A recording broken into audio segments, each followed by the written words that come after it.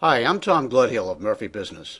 In the last video titled Decision to Sell, we examined the results of the business valuation coupled with a number of other factors that in total determine your readiness to exit the business. As a result, you decided to sell the company. In this video, we're going to discuss the different buyer categories and their characteristics. We'll also discuss the components of a business marketing plan. So follow along with me as we examine the main elements that comprise a marketing plan for your company. Before we get into the process of marketing the company, let's examine the categories of potential buyers. The basic categories of business buyers are individuals, private equity groups, and corporations. Individuals typically buy companies for less than $3 million, and they usually are buying a job.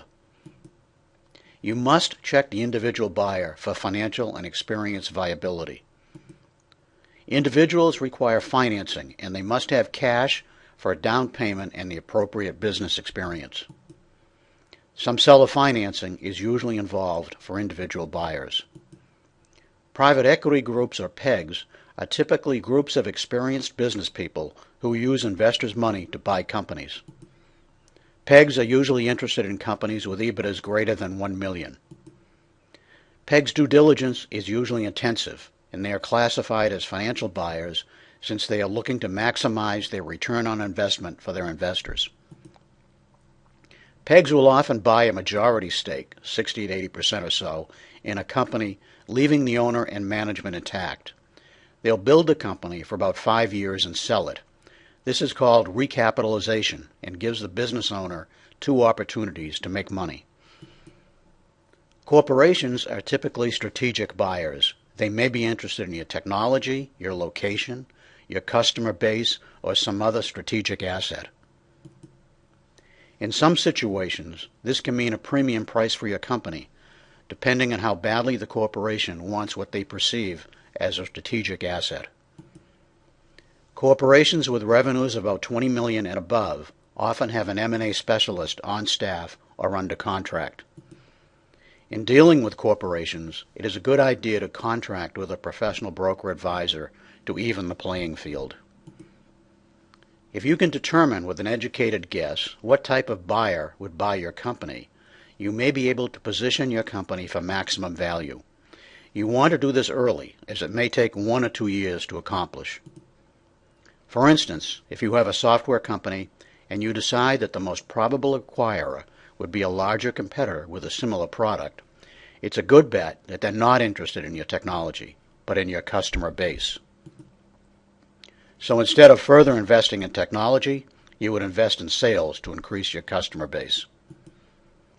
Now that we've defined the buyer types, we're ready to develop a marketing plan. The first thing we need to do is develop the Confidential Memorandum, or CM, sometimes called the Book or Business Review. The CM is an exhaustive marketing report detailing all facets of the business. Next, we develop the Blind Profile, which is essentially an executive summary without name or location so that the company cannot be identified. The next step depends on the expected buyer type for your company.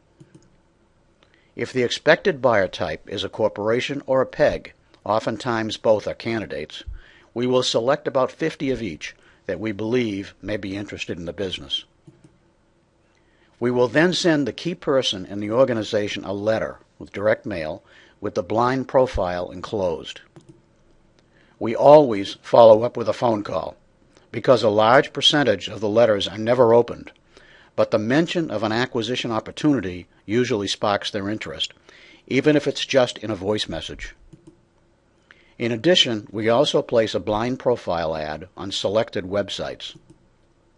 If the expected buyer type is an individual, we place the blind profile ad on several websites. We check our buyer database for prospective acquirers, and we contact other broker advisors to determine if they have interested buyers. After reviewing the blind profile, those prospective buyers who want further information must sign a non-disclosure agreement, NDA, before they are sent the confidential memorandum. If the prospective buyer is an individual, they must submit proof of financial and experience viability. In this video, we discussed the different types of business buyers and their characteristics. We also discussed the main components of a marketing plan.